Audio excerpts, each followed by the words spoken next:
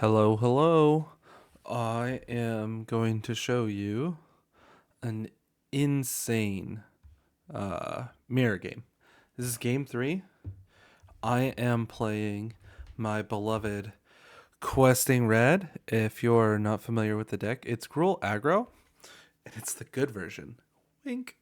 Um, so I'm not playing Manifold Mouse. I'm not playing Innkeeper's Talent. I'm not playing Burn Together. This is playing Two-Headed Hunter and Twinferno as our double strike spells. It's a lot of fun. I've been testing Audacity. I've really enjoyed that. Enabled by Thornspire Verge, giving us extra green sources. Anywho, my deck list is right here. We are game 3, so I have Torch the Tower boarded in, and I believe I have one or two Witch Talker Frenzies. Let's see. I brought in all three with no, I brought in one Witch Talker Frenzy. So anyway, let's get into this game. I'm on the play. It's a 4-lander. I decide to keep it because Swift Spear, Shock, Questing Druid, really good three cards. I have some threats, I have some interaction, I have some card advantage. And what you're gonna see here is I top deck a land, and then pausing here, I exile 2 lands off Seek the Beast, and then I draw another land. So we are looking at 1, 2, 3, 4, 5, 6, 7, 8 lands in the top 11 cards. If you run that through a hypergeometric calculator, you'll see that's less than 1%. It's around 0.5%. So I'm feeling pretty annoyed right now. Let's continue to watch the tape. Opponent goes Slick Shot, Torch the Tower. And I'm like, oh, geez, I'm cooked, right? I have to play my land. I shock the Slick Shot and just hope I don't die. Shock the Slick Shot while the lane is clear. And now here, I've set myself up with kind of a cool line. Not that cool, as you'll see. But when I tap my mana to block with Restless Ridgeline, after declaring blocks, you can still tap Restless Ridgeline. So in case of emergency here, I can block with Ridgeline and then Monstrous Rage my Ridgeline to keep it alive or make sure that Swift Spear dies. But my opponent, well, here I come with the block. Of course they have something. They have 3 cards in hand. I mean, I have 4 cards in hand, but 2 of them are lands. So I come in with the Rage, and they have Shock Torch the Tower. So they're out of cards now, but I'm out of threats.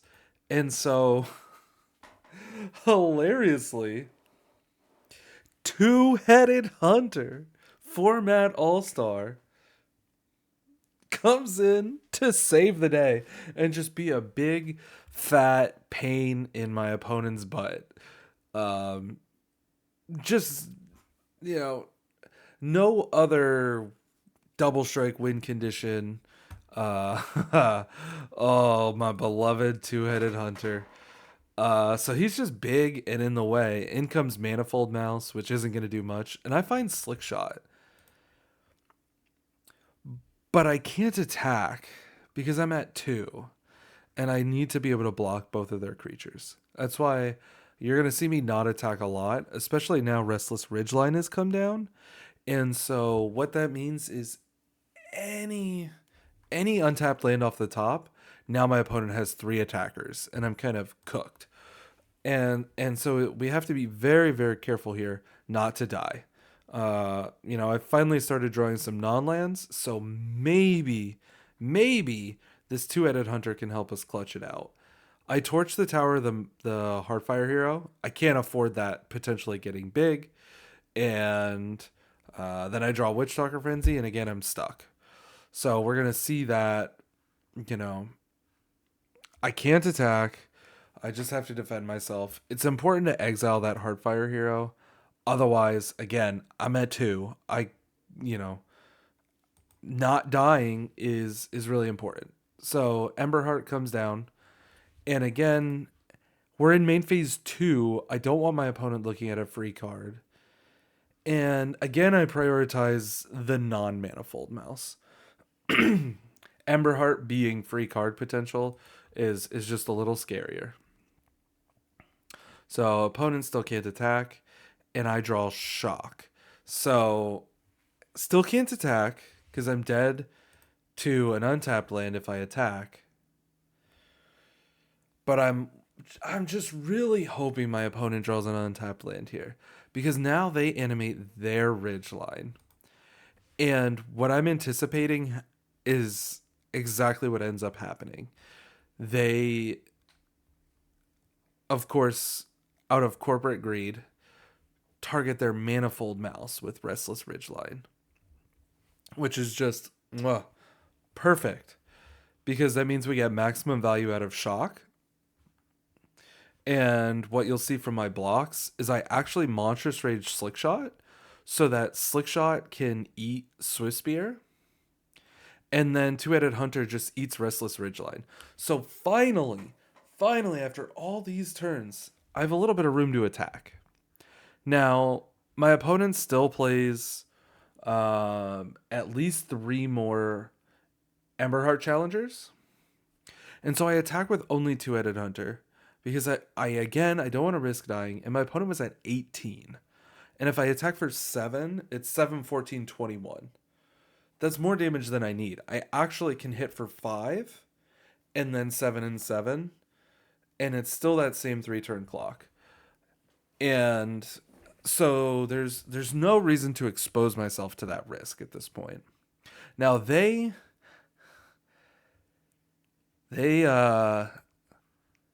do the thing, they do the offspring with Manifold Mouse, and I'm like, oh man, now they got 2 bodies again.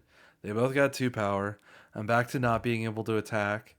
But Format All-Star, Two-Headed Hunter is on the way to save the day.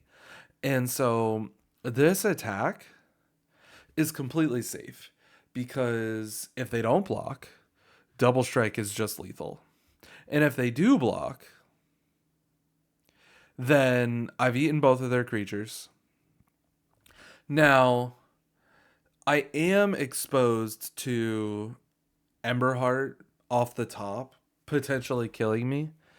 No, I'm not. Sorry. I still have a land drop.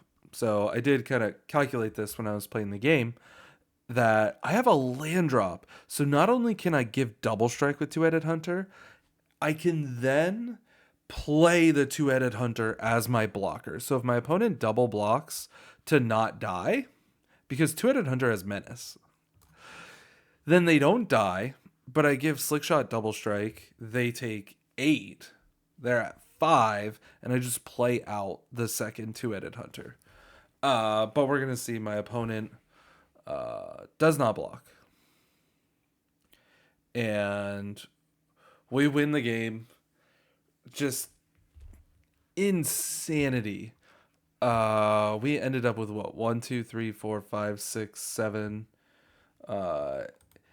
8 lands. 1, 2, 3, 4, 5, 6, 7, 8 lands.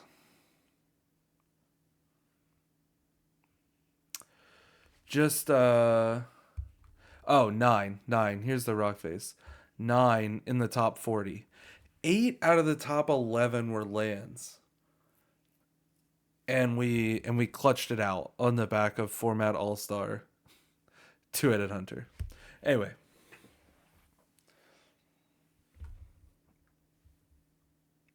That was a really cool, fun, and I think somewhat educational mirror match. So, thanks for watching. See you next time.